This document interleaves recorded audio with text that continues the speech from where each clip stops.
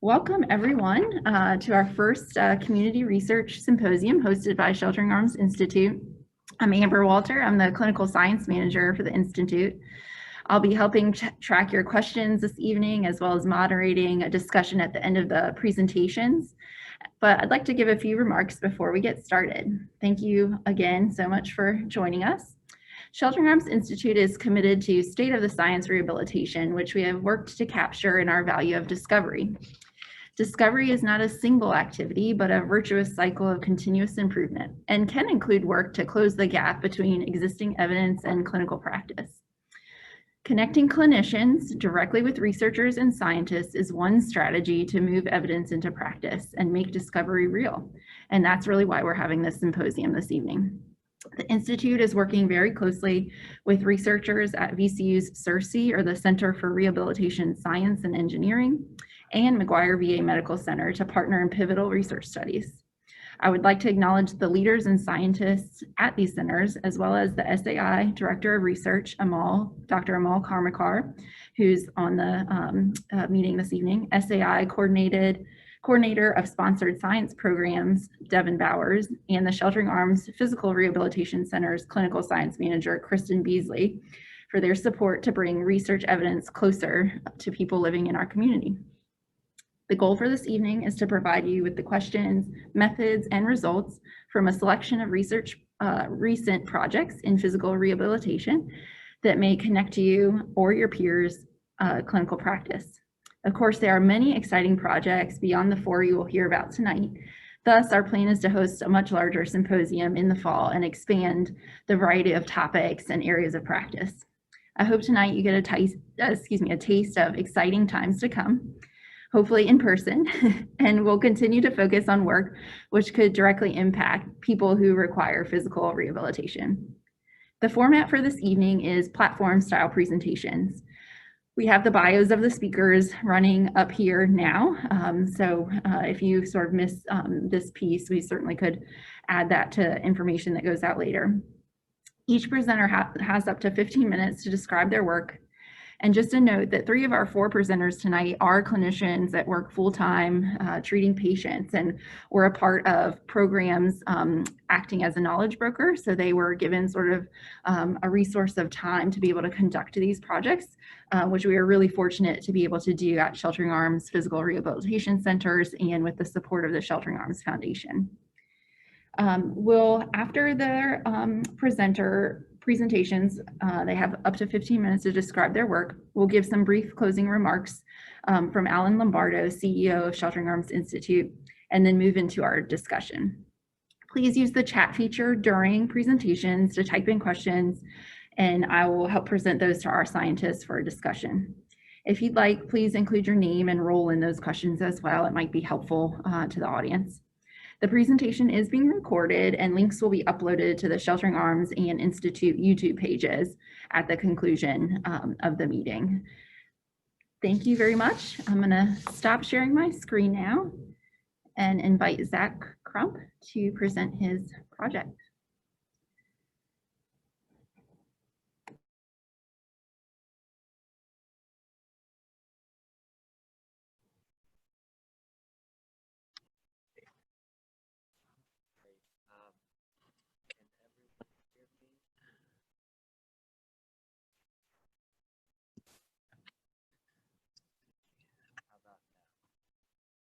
Coming in at all? Is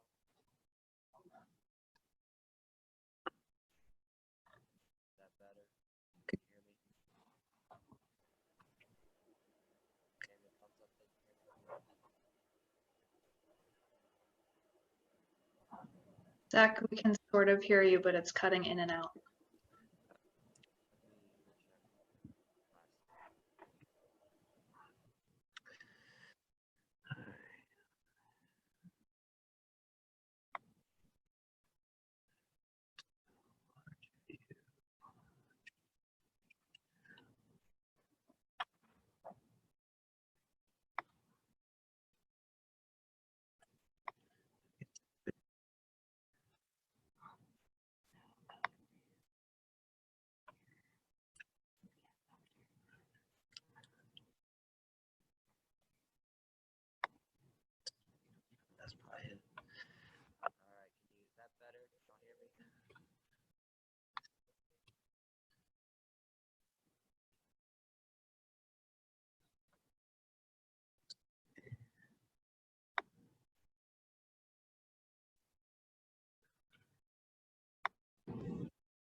Okay, how about now?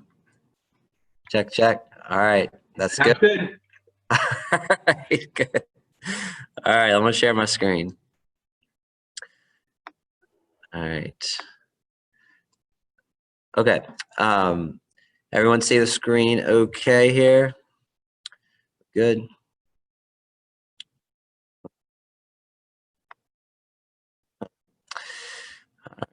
So my name is Zach Crump. I am a physical therapist. I've been with Sheltering Arms for about 10 years.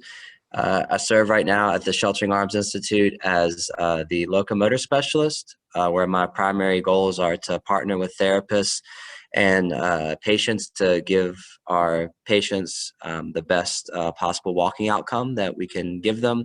And there's knowledge translation and clinical research and all that built into the role. So I'm real excited to present with y'all some work that we started doing a couple years ago that involved the use of an advanced technology clinical practice guideline to help achieve walking recovery for acute stroke survivors who are stratified by prognostic categories.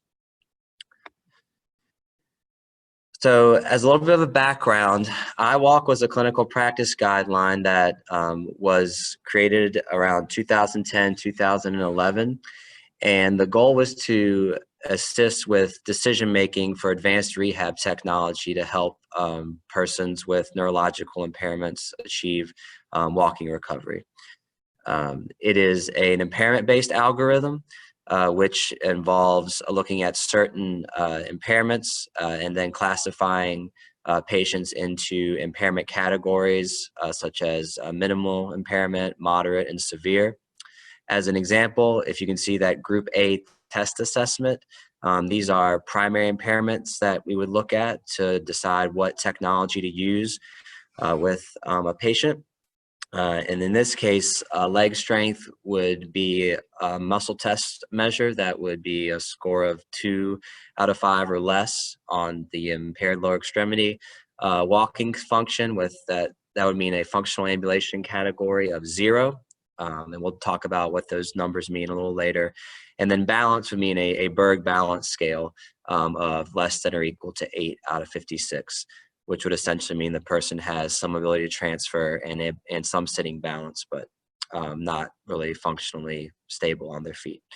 And based on those assessments, that person would be classified in a minimal or moderate or severe impairment category, and you can kind of see those at the bottom of the screen.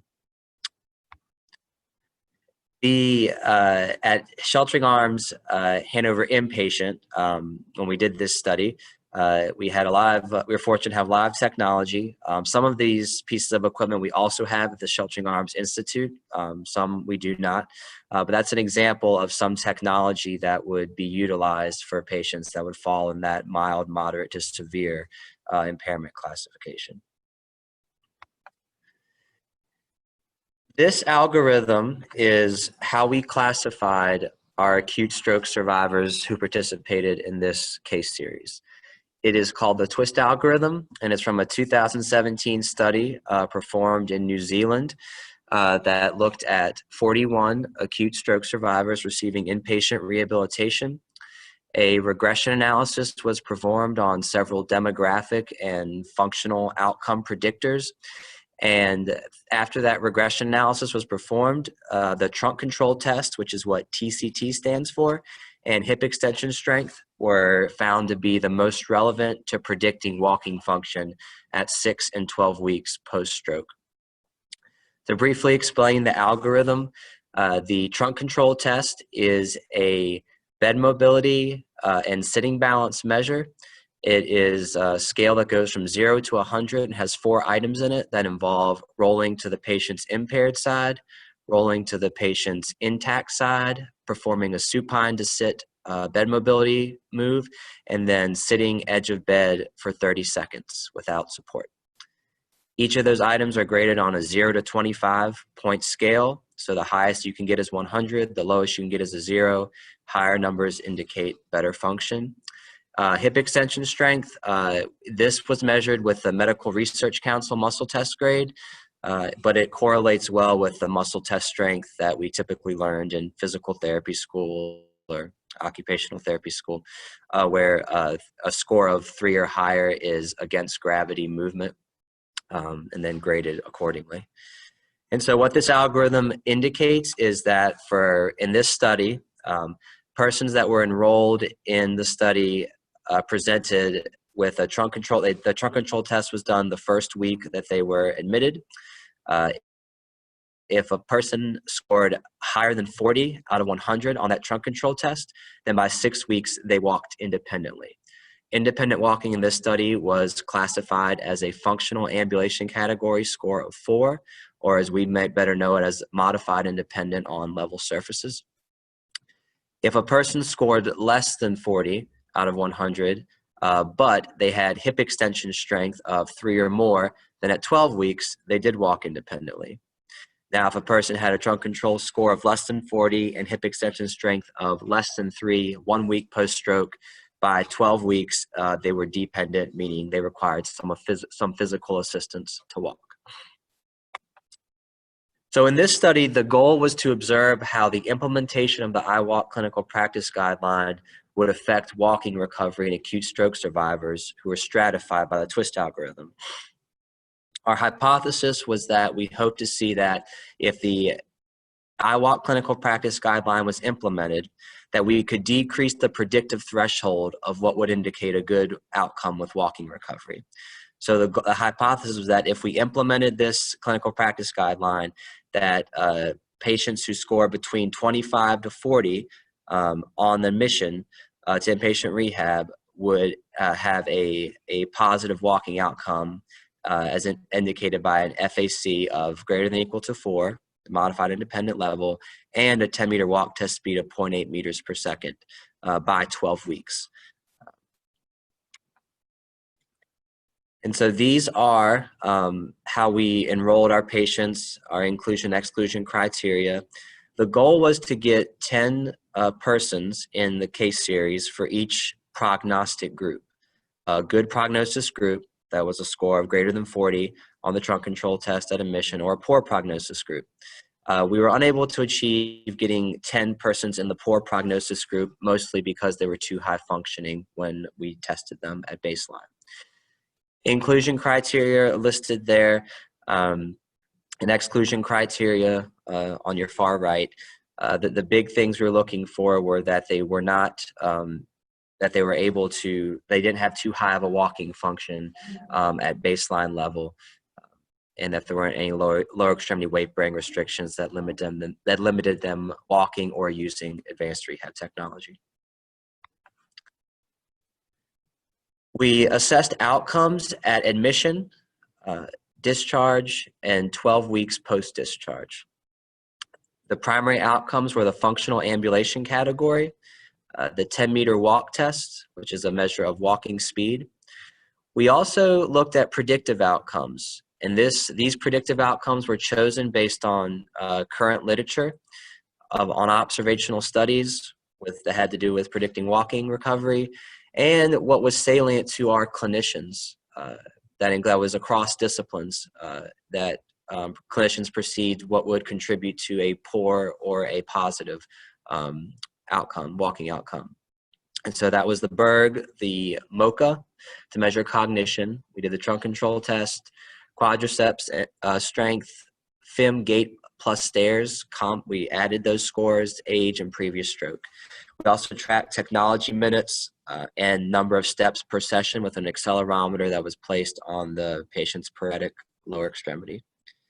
And we classified independent walking recovery as stated before. And just the predictive model, we didn't do a regression analysis or anything with these. This was more of an observational concept to see if there was anything that stood out. Interventions, the iWalk clinical practice guideline was used to guide how we used advanced rehab technology for the people enrolled in the study. Their impairment levels were assessed throughout their treatment, and walking technology was utilized based on the improvements or decline of those walking function, those impairments. We do have an extra functional electrical stimulation cycling program at Hanover. we did have an extra functional electrical stimulation cycling program at our Hanover hospital that was standard of care, that was open to all of our patients. And so if a patient in this study was appropriate, they also received the extra FES cycling as well. So here are our results. These are what our patients in our good and poor prognosis categories looked like baseline. So you can hopefully see that the persons in the good prognosis group at baseline were much higher functioning than persons in the poor prognosis group. In particular, age was lower in the poor prognosis group, and trunk control test was much, much less at baseline. And this is just a figure to show that the 10 patients that were enrolled in the good prognosis group scored higher than that 40 out of 100 threshold to be in that category. These are our 4 patients in the poor prognosis group who scored much less than 40. If you don't see a blue line or on this figure, that means they scored 0 on it at admission. So the results on the bar graph in front of us, you have the eval. That's what the patient scored on evaluation. The green line is discharge, and then the orange line is the 3-month follow-up outcome. So these are for our patients enrolled in the good prognosis group. The functional ambulation category grading is above in the box right there. I won't read that to you, but that's what we're looking at here, the descriptors. So you can see that out of this group, we had 7 out of our 10 patients achieve a modified independent level for being in the good prognosis group at 12 weeks. For the patients in the poor prognosis group, if you don't see any color underneath the x-axis for that patient, that means they scored a 0 on that at admission and discharge. Patients 1 and 3, we were unable to get 12-week follow-up outcomes on them because of COVID or them discharging to a facility that was out of the city of Richmond. So you can see in this graph that our patient number 2 was able to go from a score of 0 to 1 at 12 weeks, and patient 4 went from a score of 0 to 3 at 12 weeks. I will mention here that patient 2 was still receiving outpatient therapy and has increased their FAC score to also a level of 3 at this point, even though they were still at a FAC of 1 at 12 weeks. And we'll talk about that a little bit later and when we get to the conclusion and results. Here are our 10-meter walk test scores. For the patients in the good prognosis group. So we had less patients meet this threshold than the functional ambulation category score. So we had 5 out of 10 persons achieve a score of 0.8 meters per second or faster in this group. In the poor prognosis group, you can see all the patients in that group fell below that 0.8 meter per second threshold, with the highest outcome being a unlimited household ambulator, which was achieved by patient 4. What did we do with these patients in our study? What did their sessions look like?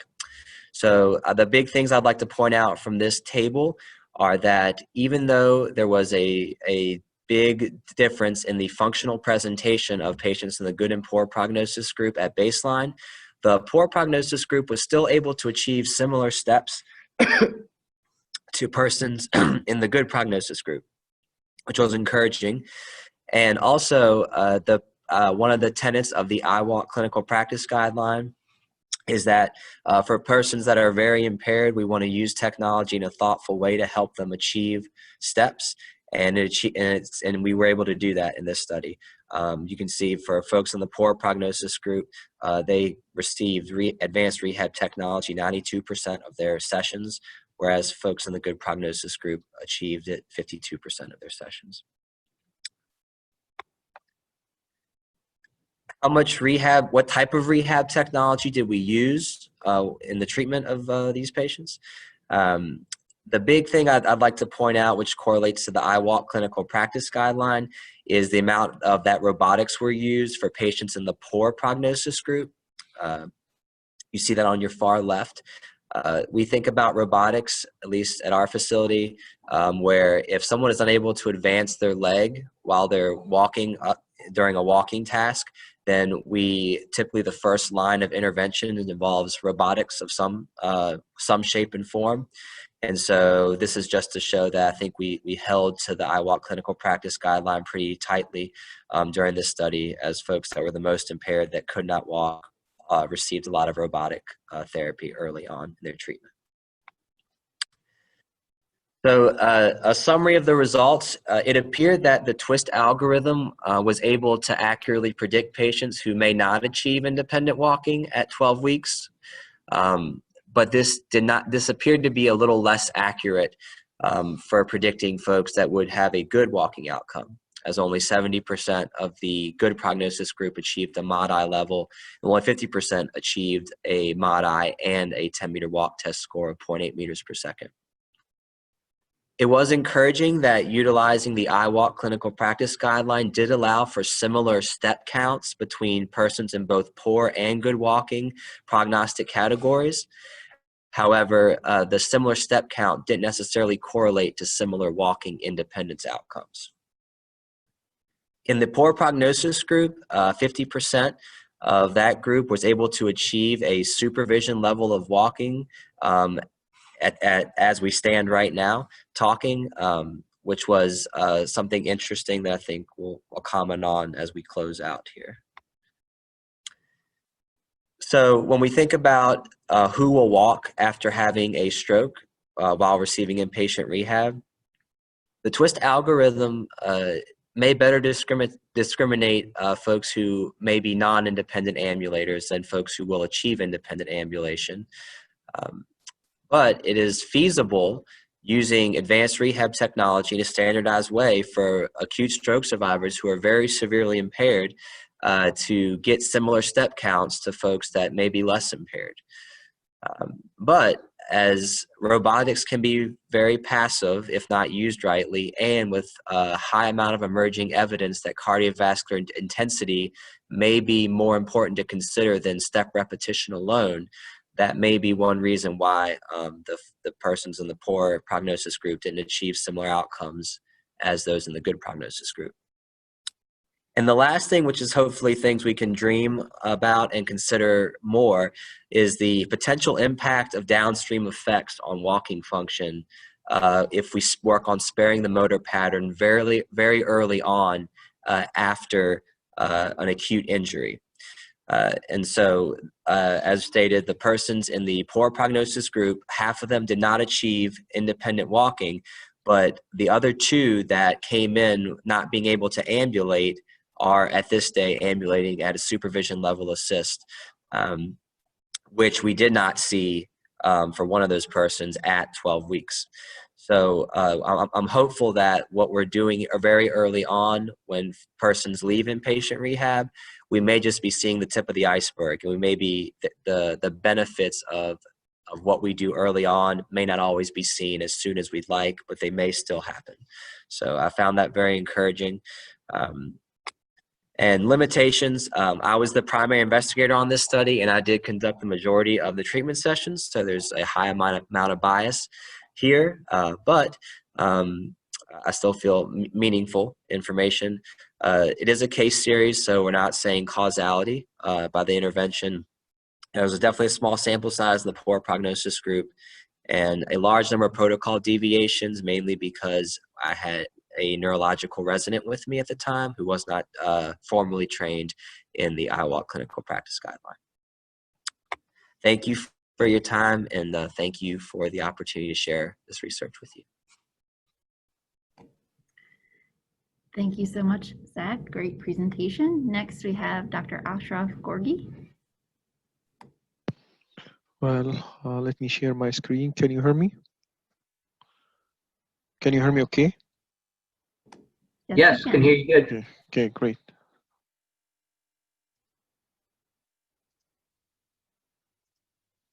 Okay.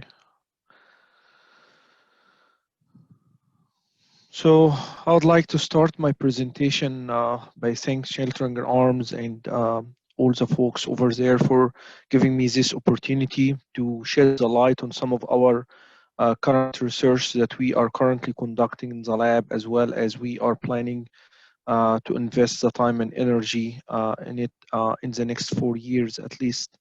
The title of my presentation is Neuromodulation Rehabilitation After SCI. Um, I'm currently the chair of FES committee at ACRM, and as well as we are funded from Department of Defense and VA Merit Program. Just to kind of like orient you about the objectives of my presentation, I'm planning today to shed the light on two different topics of neuromodulation, primarily transspinal electrical stimulation. Some people refer to it as transcutaneous electrical stimulation, as well as epidural stimulation, as well as to present with you the first evidence from our lab about combining these approaches with robotic exoskeletons and how may serve as a new technique to enhance network or network circuitry at the level of the lumbosacral segments in persons with complete spinal cord injury. First of all, I just thought that many of us may not familiar with the term neuromodulation, and it may be very difficult term to understand. And actually, when I searched the literature to look for a definition, the best definition I found, or the simple definition I found, is the definition that adopted by the Neuromodulation Society. And basically, the Neuromodulation Society defined the term neuromodulation as any intervention, whether it is electrical intervention, magnetic intervention, or even pharmaceutical or chemical intervention, that it changes the nerve activity or the neural circuitry at different regions in the brain or the spinal cord. And by changing this activity, you can impact different level of disease. The Neuromodulation Society also provide a number of indications. If you look at this panel, number of indications where is clinically approved to be used with patient and other indications that still needs to more future research to be approved or move to the left side of the panel. But one of the major indication that's widely used in our facility is chronic pain, where they use spinal cord stimulation for chronic pain, and primarily in spinal cord injuries, they use it for neuropathic pain, and as well as managing spasticity. The Neuromodulation Society also highlighted future or clinical trials that are likely to use neuromodulation to restore locomotion or to improve motor function in person with a spinal cord injury. But as you can see, it is not yet listed here because there's still extensive research needed in order to this to be approved. I just thought to start my presentation by two important aspects that I would like to make sure that we are all dealing with specifically after a spinal cord injury. We are dealing with a highly smart spinal cord. This spinal cord can learn if you administer a specific task. You can get this spinal cord to learn independent of the supraspinal control, independent of the cerebral cortex or any motor control, which means that you can practice this ongoing. So the first experiment that was done on cats, where they transected the cats and they get the cats to walk on a treadmill, and after a while the cats learn to walk um, uh, independently on the treadmill. This is an experiment that I would like to present also is about itch reflex in spinal cord injury, where usually there is a distorted itch reflex after injury that cause a lot of spasticity and abnormal muscle tone. And after a specific period of training, you can see that persons with a spinal cord injury manage to control their itch reflex effectively during stance and swing phase. So usually the itch reflex usually turns up or goes higher in stance phase and gets inhibited or decreased during the swing phase, and this is in persons with a spinal cord injury. This finding is highlighted by Smith and Kinuku in 2016, that they showed that with training a spinal cord injured individuals, they managed to control the itchy reflex in a very effective way. So we're dealing with smart spinal cord that can be trained. The other point or the other concept is a central pattern generator, which is a group of interneurons that's located in the lumbosacral region, as we're going to shed the light. This group is characterized by rhythmicity. This rhythmicity or fictive locomotion, as they described, it can change based on the afferent or supraspinal control. And when we lose the supraspinal control after injury, it becomes a major control of this CPG is the afferent signal that's coming as afferent cutaneous or afferent proprioception that controls the CPG, and you can tune up or tune down the central pattern generator based on this afferent feedback that you're getting.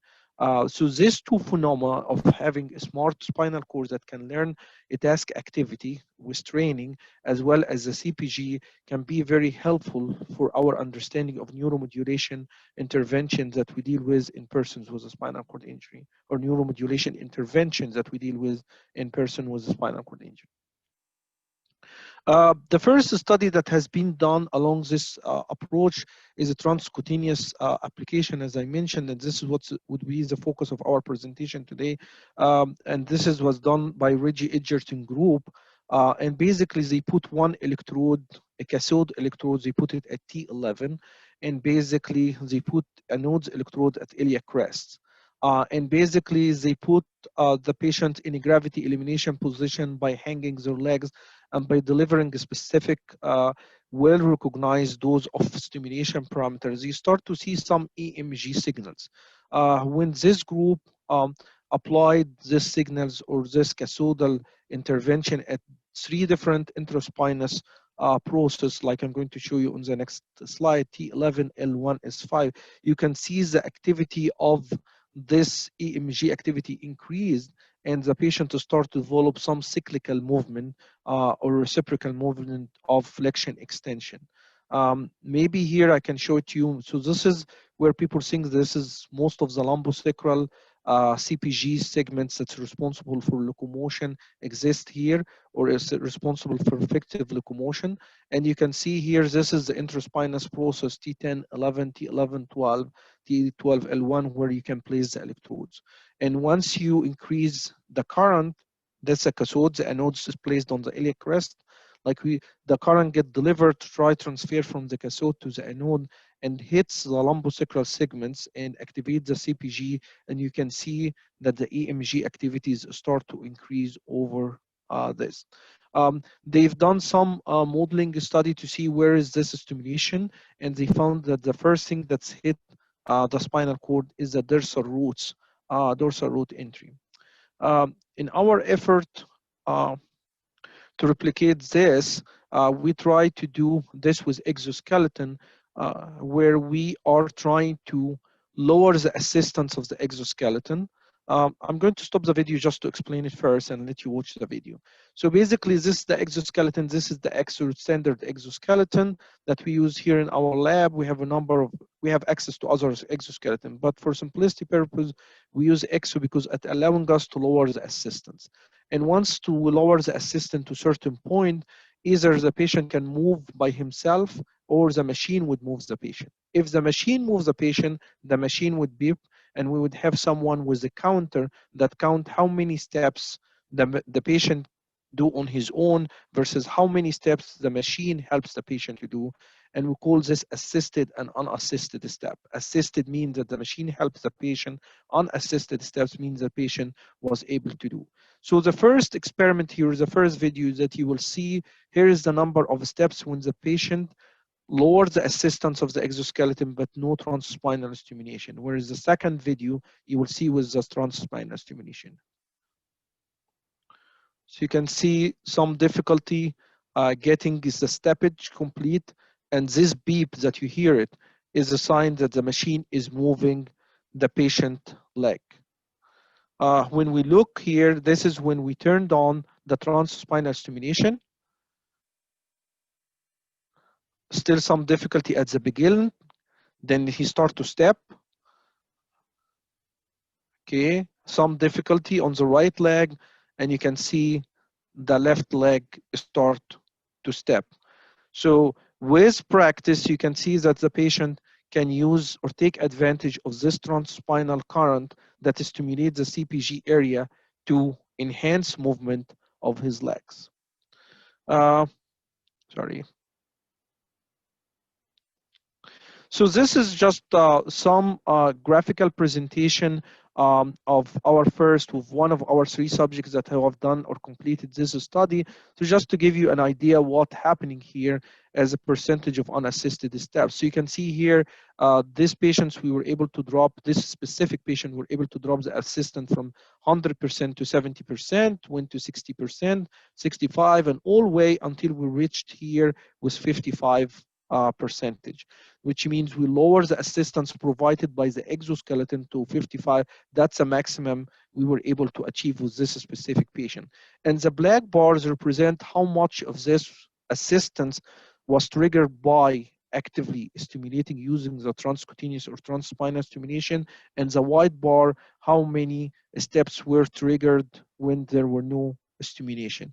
And you can see here at 70%, maybe you cannot see a difference, or maybe they are equivalent, but you can see once the assistance start to be very difficult, 65 to 55%, how many steps.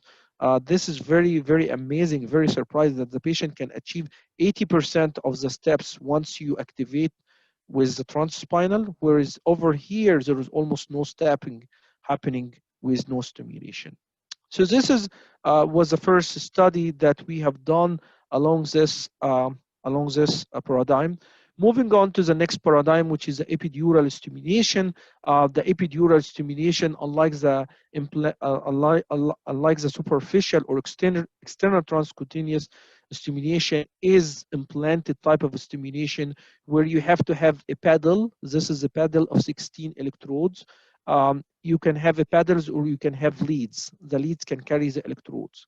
But for today's purpose, we're going to talk more about the paddle. And this is from 0 to 15. This is electrode number 0 on the top, and this is electrode number 15. And I'm going to show you more presentation. And you implanted here through laminectomy, through surgical intervention between T11 and L1. This should cover the same lumbosacral segment that we covered initially. And it has a generator with a battery that's implanted in. This generator should receive the impulses through a tablet or a remote control that deliver a set of stimulation parameters or train of a stimulation parameter that activates the lumbosacral segment and cause eventually standing posture and locomotion. So this is working with a group from UCLA and working with one of the neurosurgeon at VCU, Jen Hickman. He's really very, very talented neurosurgeon that's is currently working with our group. He helps to explain how the epidural stimulation work in a diagrammatic sketch. So this is here after a spinal cord injury. And you can see that there is basically after the spinal shock completed, you can see the injury prevented any supraspinal control over motor units or even recruitment of this motor unit to cause any action potential or any activity. So this is typical spinal cord injury. By adding the paddle or the epidural stimulation, here is what we think is happening, that some of this spared the pathway get triggered and gets activated, so it can go back, and even with a small subthreshold stimulation, and this is very important point, even with small subthreshold stimulation, you can activate this motor unit or this motor pattern to increase the motor recruitment, and with task activity training, you can get the patient to do standing and walking. This is how we think is epidural stimulation in a very simple way works. Again, one of the things that we have trying to do, we're trying to do some modeling using the available literature, and basically Dr. Hackman was able to show that the most sensitive part that's likely to be activated during epidural stimulation is the dorsal root entry, exactly this area here, that's likely to be triggered. And when it does trigger, it lead to activation in antidromic and orthodromic activation. And there is a lot of series or mechanistic explanation, and without getting into much detail, this is lead to activation of interneurons, or some people refer to it as proprospinal interneurons, and these proprospinal interneurons lead to activation to the circuits above and down, and this is how we can get to activation of supraspinal as well as afferent pathways.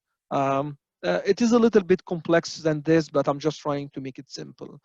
So what I'm trying to say here is just activation of the dorsal root entry is the lowest threshold that gets activation. This was followed by activation of the interneuron or proprospinal interneurons, which is very important for initiation of the steps. This is the paper that a review of literature that was an excellent review of literature that if you're interested in this topic, I really highly encourage you to look over it by Saha and Larv of 2017. And basically here they compare between epidural stimulation in rat model and the human model. But the interesting part that I want to show you here that this multi-array paddle or multi-array electrode, each one of this part of this paddle is responsible for a specific segment. One of the interesting things that's when they were comparing the lumbosacral cord, they show how the lumbosacral cord in human is like 8.6 centimeter from L1 to S3, and this is should likely involve all the CPG area that's likely to activate. But the interesting part also, they said that not everyone CPG located at the same place. So some people has their highest activity happen at L5, S1. Other people happen their highest activity at L2. Others have L4 or 5. So apparently, despite that we know that this lumbosacral segment is the key to initiate standing and locomotion, everyone has a different centers that's likely to activate the CPG pattern. Also, they shed the light of some of the important stimulation parameter, and most likely they recommend that a frequency of 30 to 40 hertz should be needed if the target or the goal of the activity to initiate stepping. This is a study by Gill et al. From Mayo Clinic. Is very published of New England Journal of Medicine. Very interesting study where they compare single paddle to interleaved paddle. A single paddle that's likely to activate the entire spinal cord on locomotion versus interleaved paddle where they have two paddles and each paddle is responsible for one side versus left. The overall conclusion, without getting into two very complex EMG data, that showed that people who have done the person who have done the single padded session 37 here, he can barely achieve locomotion, and it took him so much time and so much support to achieve locomotion. When they moved it to week 43 or session 100 with the interleaved paddle, and they split the dose or the energy of the current delivered to the same region, you can see the patient now with one person at hip assist and provide hip assistance, and the patient is independently at achieving stepping, moving from stance to swing phase independently without much assistance, similar to the initial implantation. How the people encourage task-specific training through a very common way of training called the body weight supported. As you can see here from the video, this is actually from our lab, require at least 3 persons to train one single patient. We actually have adopted the strategy of using exoskeleton, robotic exoskeleton to like the use of body weight supported, since it is only one trained personnel would be enough. Even with a C6 Asia B or Asia A person, you can see one person is enough to train the participant in a very effective, as well as you can provide a lot and number of steps. You can actually train people up to 2 or 3 hours. That's what we have shown in our lab without even getting fatigue. And this is very important. I can talk about it later, but this is the fact that you wouldn't introduce a task-specific activity at low metabolic cost is highly advantageous for the neuromodulation approaches. So this is just EMG activities with no epidural stimulation, and shows that 12 weeks of training twice a week, even in person with the C6-AGA, we managed to see some improvement in EMG activity. You can see that his quadriceps and hamstrings are really silent, but after training, you can see that there is some reciprocal activity or some interrupted activity, showing that the EMG with the hamstring muscles, as well as in the soleus and gastrocnemius. So we did our first epidural stimulation, and this is the parameter we used. A patient was implanted, or one of our veterans was implanted overseas, and would like to see if we can get the epidural stimulation to enhance stepping by lowering the assistance, as well increasing the number of unassisted steps as determined by EMG steps, as well as the counter. And here is the paddle that the patient had, and this is how we think we have activated this paddle, cathodes and the anodes. The blue one is the cathode, the gray one is the anode.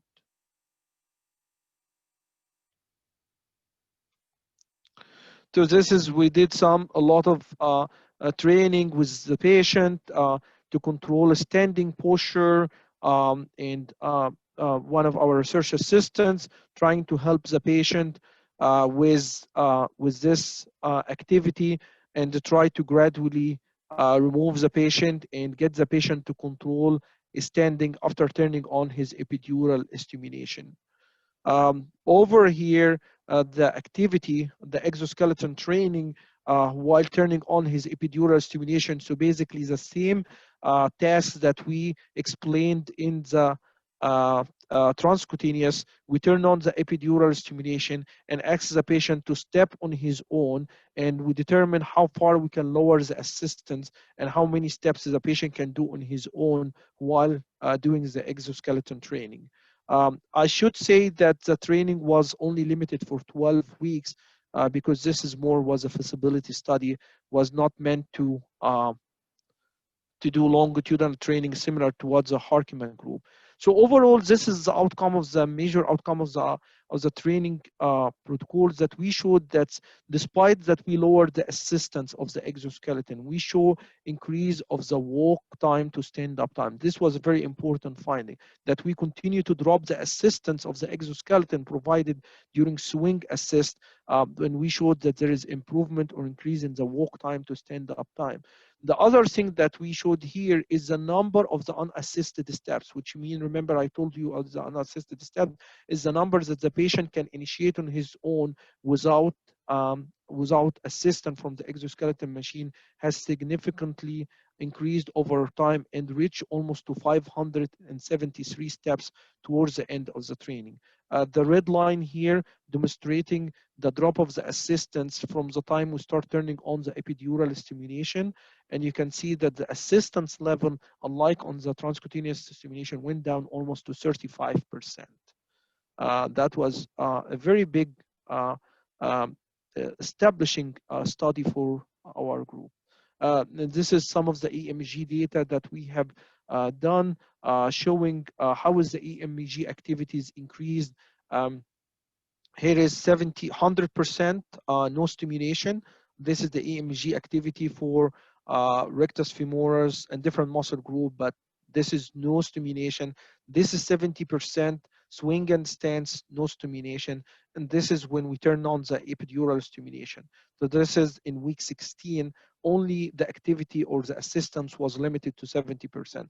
On week 24, at the end of the study, you can see here, not only were able to get the activity or the assistance to 70%, but we were able to drop it down to 35%. And here is no stimulation with stimulation.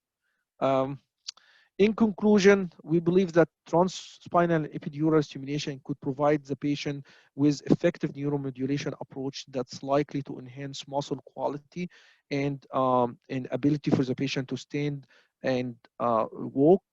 In conjunction with the use of exoskeleton training, I think we can provide the patient with a novel task-specific activity that's likely to enhance these outcomes effectively in persons with spinal cord injury.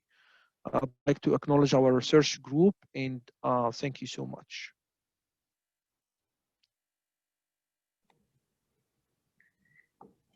Thank you so much, Dr. Gorgi. And now we'll have Carrie Holman. Get to share my screen. Can everybody hear me okay so far? We can hear you. Thanks, Zach. All right.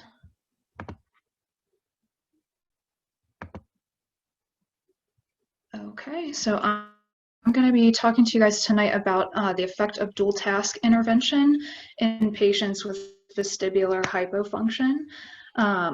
So just to give you guys a very brief background on me, I have been with Sheltering Arms for a little over 8 years, primarily started as a split therapist and now have settled into outpatient, and I am the vestibular services team lead. I have no disclosures to talk to you guys about.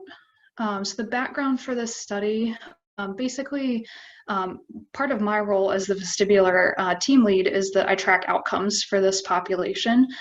So in the course of looking at the span of outcomes that we do record, I was starting to notice that there was a pattern that emerged for all of our patients that were being seen for vestibular rehab, in that their change scores on the functional gait assessment, which is a measure that we use for assessing someone's dynamic balance, that was consistently falling below the established MCID for this measure, which has been decided to be 6 points. So in kind of thinking about that, I wanted to look a little further into what types of treatment things that we were already doing or things that we could be doing to potentially address that difference. At the time, there had been this big dual task continuing education course that had been hosted by Sheltering Arms, and so that kind of sparked this interest of, well, maybe dual tasking is something that we need to assess a little bit further. After digging into the research a little bit more, I did find that patients with vestibular hypofunction do have demonstrated impairments in dual task capabilities, and they also demonstrate increased attentional demands even when completing a single balance task. And there has been a lot of research that's established the improvements for patients with dual task training, either in improving their balance or improving certain gait parameters. And those populations are in older adults, those with chronic stroke, those with Parkinson's disease, transfemoral amputation, and those with Alzheimer's disease. Thus far, there has not been a lot of dual task training that's been established with vestibular populations. So that kind of brings us to the clinical question, which was, does dual task intervention alongside standard vestibular rehabilitation differ from standard vestibular rehab alone in improving dynamic balance outcomes in patients with unilateral hypofunction? So the 3 hypotheses that kind of come from that, one is that dual tasking improves dynamic balance in this population, that standard care also improves dynamic balance, and that dual tasking would improve dynamic balance more than standard care. So to give you guys a little better idea of how we're going to define these couple of things within the study. So dual task interventions were defined or identified using the McIsaac definition, which states that dual tasking is the concurrent performance of 2 tasks that can be performed independently, measured separately, and have distinct goals. So for the context of our sort of rehabilitative services, dual tasking was going to be considered either a standing or a walking balance challenge while completing an additional motor or cognitive task. And we'll talk a little bit more about that in just a few minutes. And then in the world of vestibular rehabilitation, unilateral vestibular hypofunction is kind of an umbrella or catch-all term that's used to define anybody that's experienced some type of loss of function only on one side in their inner ear system. For the purposes of this study, that diagnosis had to be confirmed either with a physician prescription or notes that accompanied their prescription to physical therapy. It could include any of the diagnoses listed on the slide. Where it was unspecified within our charting, that did have to be specified within either, again, the prescription or the notes from the physician. So this was a retrospective chart review. We looked at patients that were evaluated and treated within our vestibular rehab realm between June 2018 and June 2020. Patients were included if they were adults over 18 that were diagnosed with unilateral hypofunction. They were excluded from the study if they did not have at least 2 measures of the functional gait assessment completed during their plan of care, if they were seen for 3 visits or less, or if they had diagnostic complications, which I find as either concurrent central dysfunction, vestibular migraine, or BPPV. So eligible patients, once they fit the inclusion and exclusion criteria, that were classified into 2 separate groups, which was either dual task in addition to vestibular rehabilitation or standard vestibular rehab. The dual task group included patients who received at least 1 treatment session that included some type of dual task intervention. And for statistical analysis, a repeated measures mixed model ANOVA with random effects was utilized to estimate within group mean differences of those FGA scores. A Cohen's d equivalent was then calculated to estimate the effect size of the interaction between these 2 groups. So ultimately, we identified 34 patients with unilateral vestibular hypofunction that were seen for at least 3 visits. However, 25 of those were ultimately included in this study, as the other 9 did not have at least 2 measures of the FGA during their plan of care. So as I mentioned before, the dual task interventions, these were not standardized for this study, so they could include either a static balance challenge with an added motor challenge, static balance challenge with an added cognitive challenge, or a dynamic balance task with either motor or cognitive challenges in addition. So this is just a table that summarizes the subjects.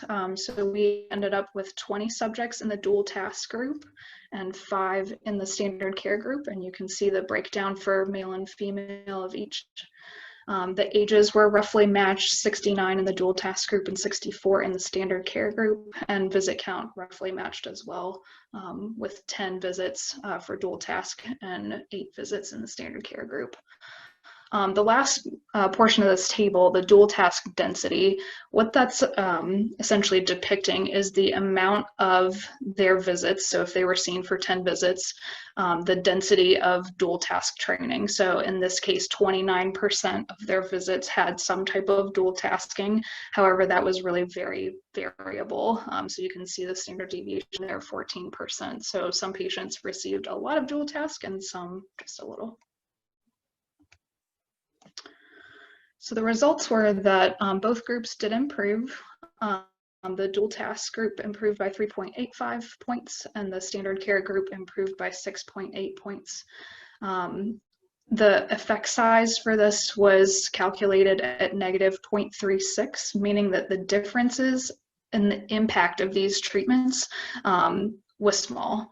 So to orient you guys to that graph a little bit, you can see on the right side of the x-axis, or the left side of the x-axis, the initial visit FGA scores, on the right side, the discharge, or in some cases, the reassessment FGA score, and then on the y-axis, the actual score, numerical score that they scored on this test. And then the actual changes depicted there. So the red is the standard care group, and the blue is the dual task group. So some conclusions that we can draw. The results were actually kind of surprising for me. So in this case, dual tasking may actually be less effective than standard vestibular rehabilitation in improving dynamic balance measured by the functional gait assessment in this patient population. However, there were a lot of limitations inherent with this study. The first one being the small sample size. So again, we only had 20 patients in intervention group and 5 in the standard care control group. There was an unequal group size, and the interventions themselves, there was a lot of heterogeneity in this. So not only did the interventions vary in some static and some dynamic challenges, but also the intervention density was widely variable. Another was that there was no dual task assessment that was completed with patients prior to training, so difficult in that perspective to know whether dual tasking was entirely necessary with those patients. And then finally, a retrospective study design, we can't really identify significance of these treatments. So some clinical implications I kind of thought about when assessing the outcomes with this is that we do require consistent collection of outcome measures. As you guys can recall, there were 9 patients that were excluded from the study because they didn't have a second FGA measurement. So that will help us not only in any future we do clinically, but also will help us further assess our outcomes and how we're doing in treating our patients as well. I thought that it would be really helpful to have additional follow-up for the patients who discontinued services. So there were a number of patients who had 3 or less visits. And I think it would be helpful to know, did they stop therapy because they had suddenly gotten a lot better spontaneously? Was it that they were disinterested, or was it that they had some other kind of medical reason for needing to discontinue? And then just some thoughts for future studies. One is that dual task assessments and interventions both need further definition and clarity. So as you guys kind of saw with this study, there was a lot of heterogeneity involved, and what can be defined as a dual task for one person, if you think about an 80-year-old patient with hypofunction, walking and talking might be a dual task for them, whereas for a young patient, 40 years old who suffered a hypofunction, walking and talking is not so much of an issue, but they need to be able to walk, talk, carry their coffee, and start up a Zoom meeting on their phone. So that needs some further clarity. There were several patients that were referred who had either a vague or an absent referring diagnosis. So a lot of our patients end up getting sent with just the script that says vestibular rehab. So it would be really useful to have some sort of definition there, some sort of clarity in regards to diagnosis in both means of treating the patient, but also in clinical research. And then kind of most importantly, that larger sample sizes are really required to answer this clinical question. Here's a look at the references if you guys want further reading on any of these topics. And I do have a few acknowledgements. One is to Matthew Holman, who really helped me with data analysis for this project and editing, to Sheltering Arms Centers for providing me the resource and basically my time to be able to complete this project, and then both to Amber Walter and Kristen Beasley for their mentorship on this project. Thank you guys so much. Thank you, Carrie. And last, we will have Logan Shuping.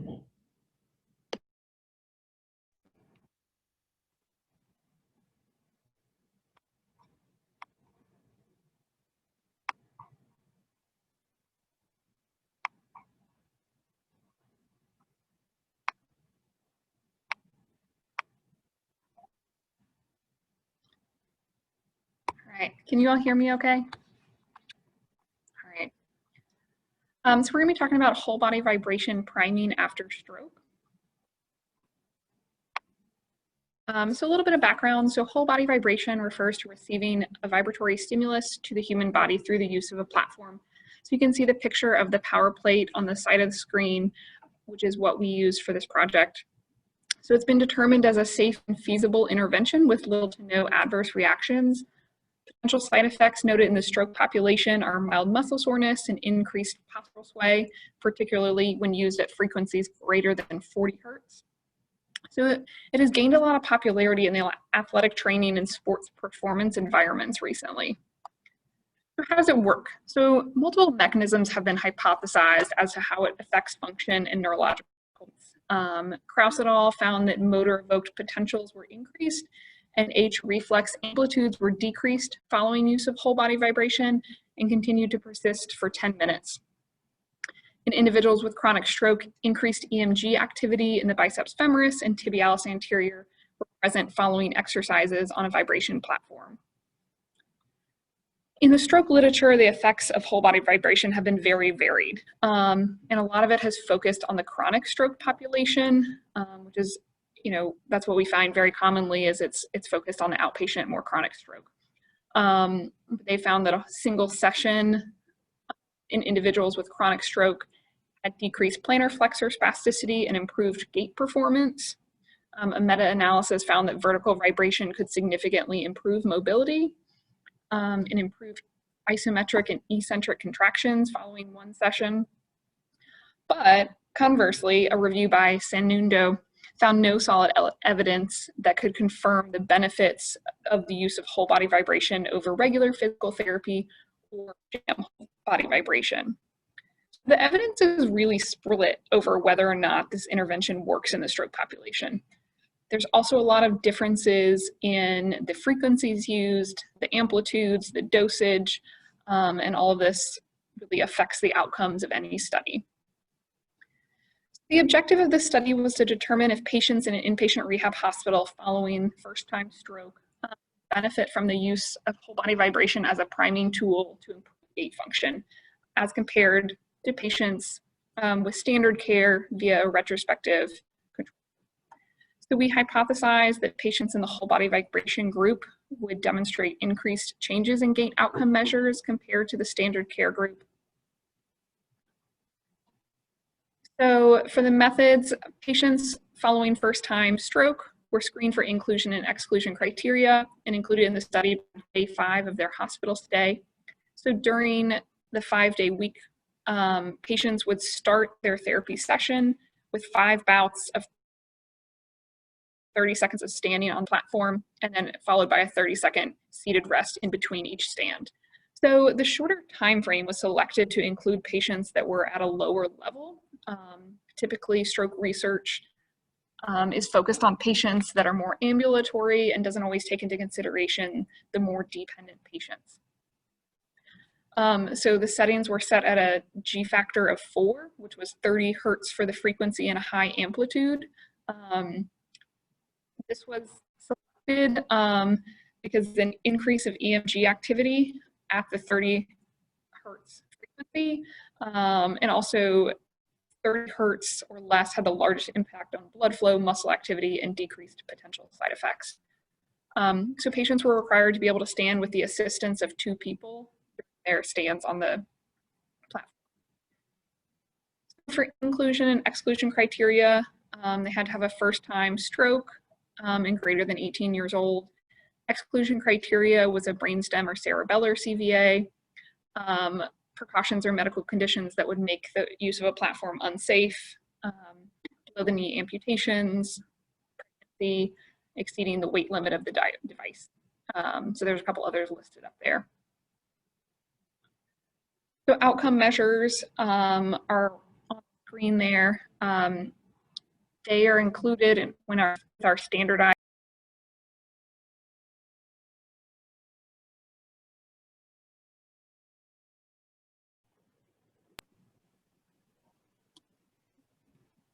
so these were outcome measures included in our standardized outcome measure, iWalk CPG. So for the results, we enrolled 12 subjects. 1 dropped out. She didn't like the sensation of the vibration platform in her ear. We did have to end the study early due to COVID-19. The device was located in the outpatient area, and so once we had to separate the inpatient and outpatient areas, we did have to cease the study. The patients in the whole body vibration group were compared to those receiving standard care via retrospective chart review. And using an unpaired t-test, we found that there were no significant findings between the 2 groups.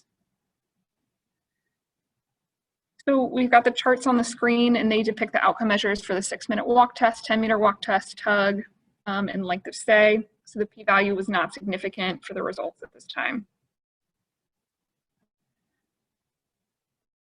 The IRF-PI scores, so functional measures of change for the 150-foot walk, stairs, and then 12 stairs.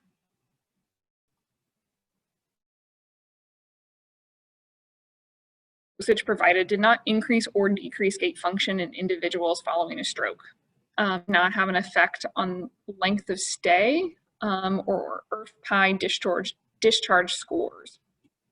So whole body vibration may be better suited to assist with spasticity management following stroke. There have been a number of studies looking at whole body vibration as a non-pharmaceutical way to manage spasticity. And more research is needed on the dosage and settings of the whole body vibration. So many of the studies that I read had different dosages, frequencies, and amplitudes throughout the literature, and it's really difficult to kind of find what would be best for even with spasticity management. So some of the limitations of our study, so we ended up excluding a lot of patients. I was shocked at the number that we excluded. We excluded 38. 20 of those was due to not being the first time stroke. 6 was not being able to stand with a cyst of 2 people. 5 were due to cerebellar brainstem lesions. And then we had a variety of other exclusions. We had an individual that was pregnant, a secondary diagnosis of Duchenne's muscular dystrophy, one had a below the knee amputation, we did have one that exceeded the weight limit, etc. Another limitation is we had a very small number of patients in our study and then had to finish early due to COVID-19. And this really just highlights the difficulty of clinical research in the inpatient setting. Patients that come in are not the perfect research subjects. They've got a lot of comorbidities and pre-existing conditions and complications throughout their stay. So that was definitely a difficult for the study. And I just want to say a thank you to Jesse Vaught, Katie St. Clair, and then Amber Walter, who really helped to make this project.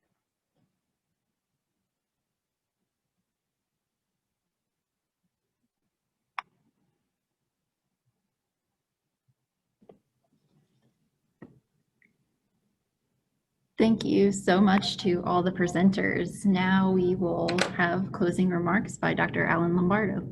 Excuse me, I gave you a credential. I just got upgraded. So many doctors in house. That's right. That's right. Well, I do feel a little smarter though after hearing those presentations. So I'll take that as a compliment.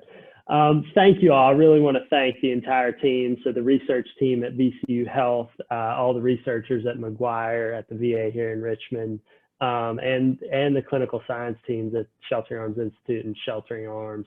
All of you together really build the foundation for everything we do in healthcare. I mean, if the healthcare we receive and the healthcare we provide is not based on good, sound research and clinical science, then really we're not doing the right thing for our patient population. So I want to thank Amber Walter as well for bringing this team together tonight. Also want to thank Amal Karmakar, who's our Director of Research here at the Institute, and really the entire group for bringing this information to us tonight. I learned a few things I just wanted to share. Here's a few things I learned tonight. Or actually one quote, and I'm gonna call Zach out, things we can dream about. So I think research really is all about things we can dream about. So thanks, Zach, for sharing that. Ashraf, I'm just grateful tonight that there's a whole group of people that have created a neuromodulation society. I mean, I just can't imagine how smart that group is, but very grateful for researchers like that who help us learn a little bit more about spinal cord injury and other neurological disorders. And I also learned that spinal cords are smart, which I didn't realize. So Ashraf, appreciate that. Spinal cords are in fact smart. Good to know. It always makes me nervous though, Ashraf, when you tell me you dumb down your presentation so that we can understand it more easily, and I'm still confused. So I'll be reaching out to you later to get a little more insight. Carrie, outstanding work with vestibular rehab. I did a little bit of vestibular rehab back when dinosaurs roamed the earth, and my patients, unfortunately, I did not do them justice after hearing your presentation. Logan, really appreciate your insights on whole body vibration platform. That is a modality that I knew very little about before tonight. So I feel like all of us know a little bit more about that intervention as well. Just again, thank you all. Really appreciate it. I know we're moving on to question and answer, so I'll send it back over to Amber. Thank you. And I did just want to thank all the attendees again, because we've had up to 60 people this evening, which I think is really just telling for what people want to hear about and the people that are presenting this evening. So thanks again to all of you who are attending this evening. You can continue to send questions. You can either send them to everyone or to me.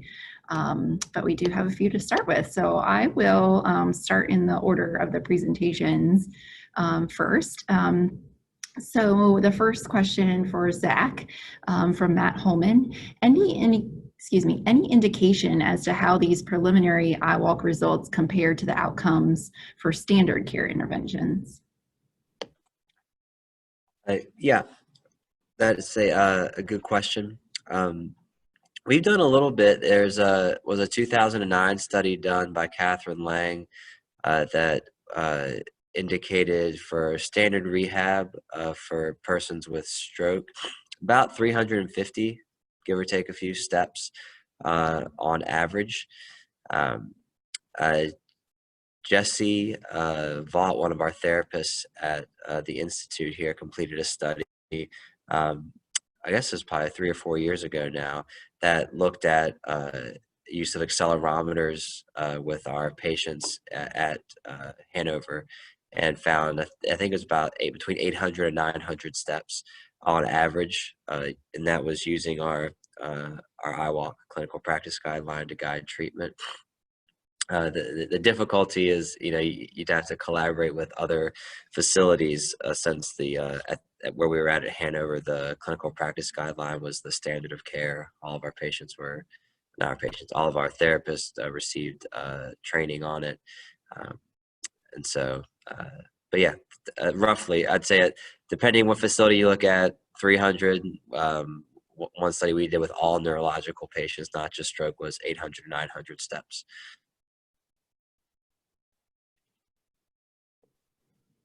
Great. And a question for me is, since some of the good prognostic groups still didn't achieve the result we would have expected, the independent walking at 12 weeks, what do you think we need to do to approach those cases better as well? I'd thought about that as well. As I was delivering the intervention, I was like, I wonder if there's something different could have been done. I think a lot of times I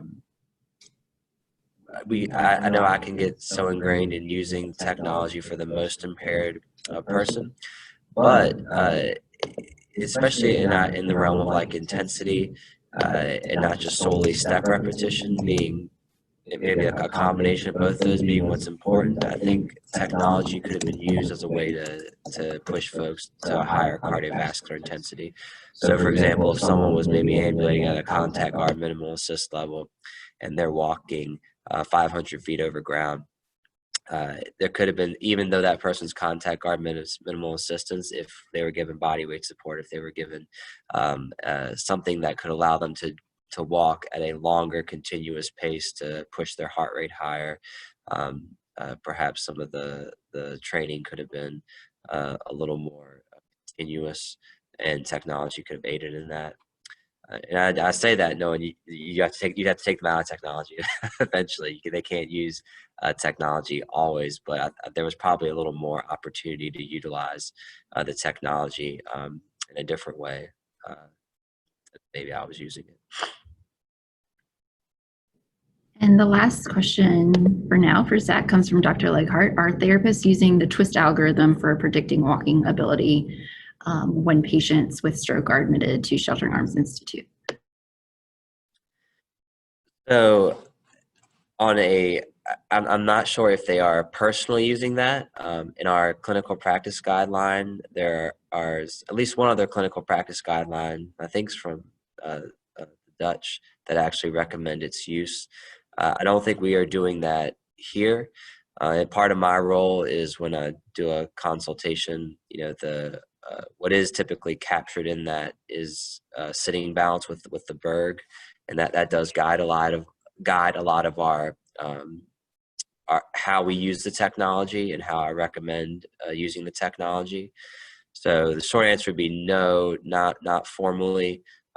Do we do outcomes that capture part of the trunk control test? Well, actually, we do outcomes that capture aspects of it, but I would say the Berg balance scale in particular, if the person has sitting balance, guides a lot of how technology is used and recommended. Thank you. The next questions are for Dr. Gorgi. From Zach Crump, can you explain the relationship between fatigue and the use of neuromodulation with the EXO?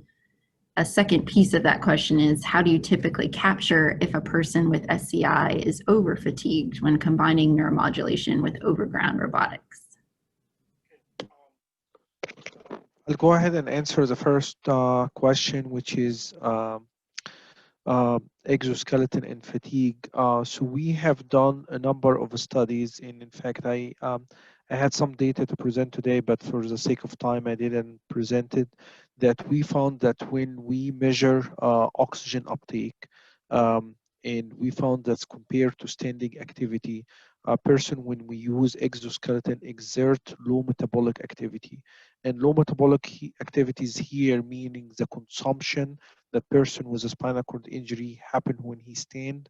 We first start by putting the VO2 unit or the COSMED unit that we use, which is a portable unit that allow us to capture oxygen consumption during a specific activity, from sitting, moving to standing, and then walking, either walking with walker or walking with crutches using the exoskeleton. And basically the amount of elevation and oxygen uptake is very minimal compared to what people have shown when they use a task specific activity similar to body weight supported treadmill training, where people usually experience signs of even with complete injury, experience signs of exertion and fatigue, and their RPE level goes highly up. Whereas when we use the exoskeleton training, the RPE can goes in the range with even extensive exercise, like goes up to 60 minutes, let's say, from 9 to 11 range based on the level of injury, number of other things. So an RPE, rate perceived exertion, between 9 and 11 is very, very good sign that this patient doesn't reach a sign of exertion, as well as documented by the magnitude of VO2 consumption. So why is this important? Because if fatigue becomes a factor during exercise and training using the neuromodulation, then basically you shut down the system, and basically the exoskeleton will take over and the person will not exert anything. And this is what we have seen when we lower the assistance significantly, even with epidural stimulation, because no more assistance getting from the device or from the machine. The patient, when they try to use the neuromodulation, basically their RPE level goes very high. So can you repeat the second part of the question, or the second component of the question? Yes, the second part may have been addressed in that, but how do you typically capture if a person with spinal cord injury is over-fatigued when combining neuromodulation with overground robotics? Yes, and this is typically, like I mentioned, we used a rate perceived exertion, or what we call it Borg scale. Is very sensitive level of determining the exertion. So if you start to see that the perceived exertion goes very typically close 16 to 18, this is mean that the patient has really reached a high level of intense exercise and they are about to fatigue. Thank you. From Carrie Peterson, she asks, are you using phasic and or closed loop stimulation in your study of epidural stimulation and EAW? No, we are not using the phasic or closed loop stimulation. The technology is only available for the Swiss group. They publish their stuff in Journal of Nature and Nature Medicine. We don't have this technology here, and this is appears to be remaining challenge whether continuous epidural stimulation versus phasic or interrupted with close feedback to the patients are likely to improve performance. The HARCMA group basically saying that continuous epidural stimulation is likely to benefit a patient. Same other group, Wagner from or Gill, I'm sorry, the Gill group from Mayo Clinic also supports the same rationale of HARCMA group.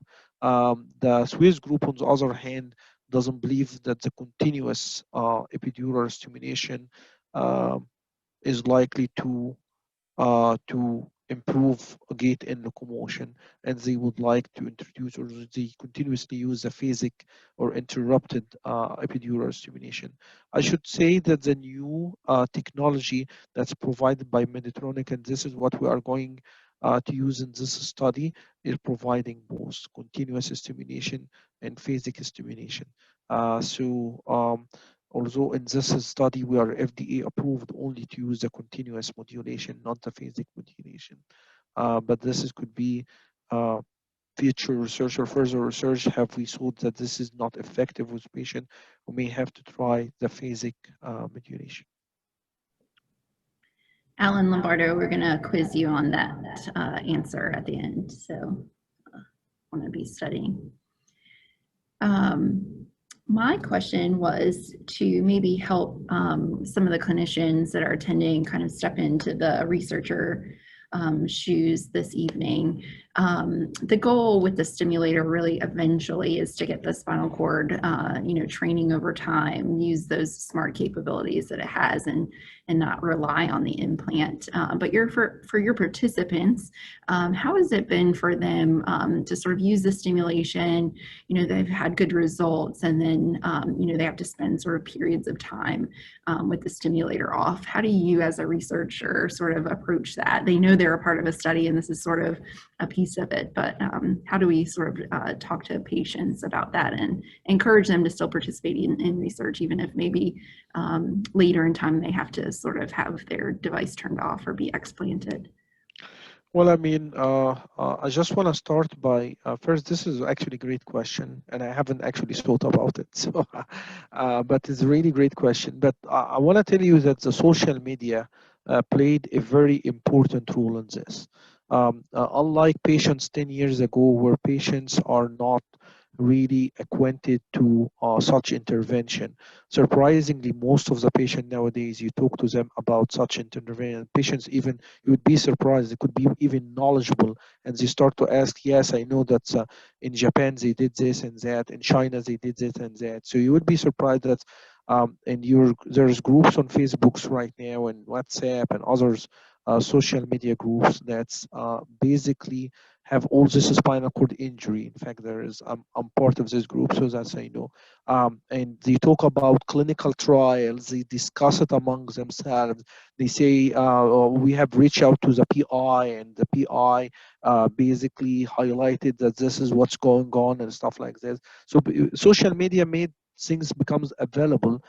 Patients are acquainted and well knowledgeable than before. So when you talk to them about epidural stimulation, say that this is a clinical trial for 6 or 9 months, they do understand that this is step one. But have we start to see some benefits? We are likely to request extension from FDA. And the good news that once you get the initial approval from FDA to let you in the door inside and approve your research, the second, third, and fourth, and fifth approval becomes kind of like simple, because you determine the safety. The first thing is that we need to determine the safety and feasibility of this approach before we start to changing parameters or before we start to do it.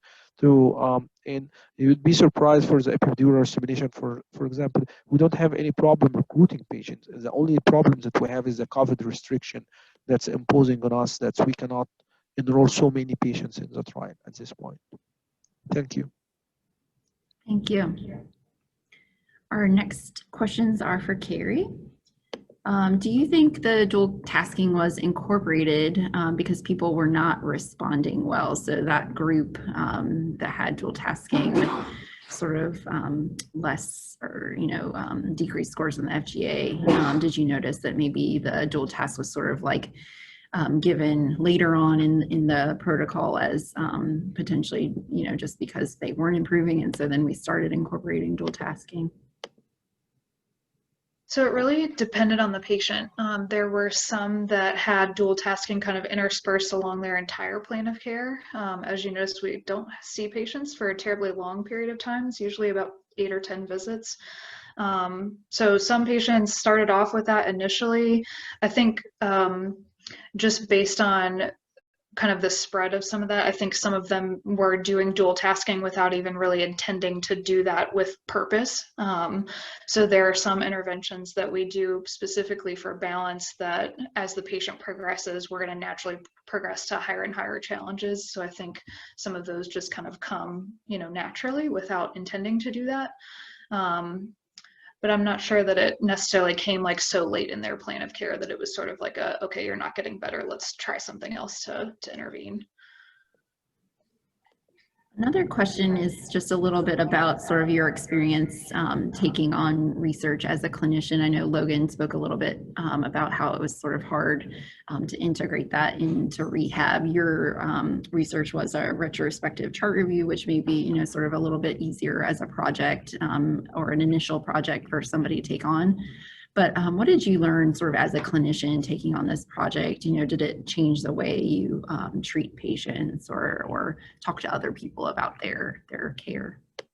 So I think certainly it was really eye-opening to me to try to sort of scan through like all the interventions and things that we've been doing. So I think certainly that's sort of planted a seed in my mind of how we treat patients, especially in regards to intensity and things like that, even though that's not, it's not something that's super widely discussed in vestibular research, but I think that definitely kind of had an impact, just being able to kind of sift through the interventions and learn about what we're doing with our patients.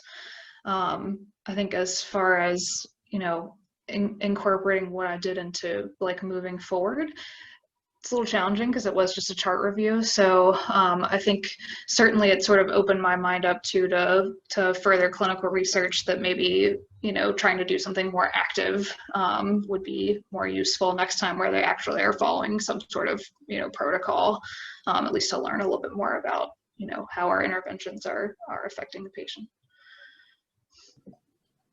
Thank you. We're going to move to Logan for next questions. I will say the speakers are prepared to stay until 6:30. So if you still have questions, please shoot them in the chat. Logan,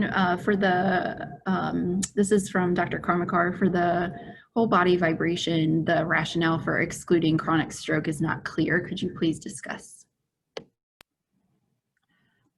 Yes, so with chronic stroke, they likely have some deficits from prior strokes. It limits, they may have a limited walking capacity prior to that, and that's going to affect outcome measures going forward. So really the goal is kind of to capture acute strokes. I honestly did not think we would have that many exclusions from chronic stroke. I was very surprised by that.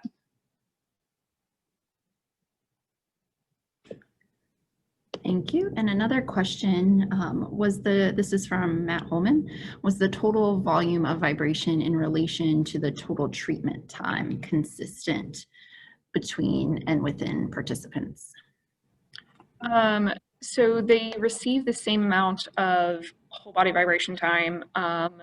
Most patients received either 60 or 90 minutes. I do think that we could have better controlled for patients just get 90 minutes of physical therapy, and then it would be the same percentage overall. I think that's something that we could help to control in the future.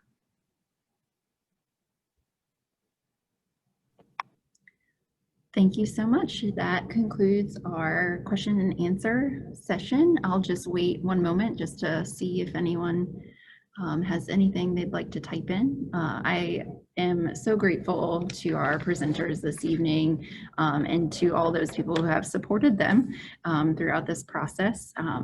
Really glad that we could conduct this event as a way to sort of keep the momentum going for something a little bit bigger in the near future. You should be able to find the post for this recording on the Sheltering Arms Corporate or Sheltering Arms Institute YouTube pages in the very near future, tomorrow really at the latest, so stay tuned for that. And I hope you all have a really safe and good evening. Thank you. Thank you.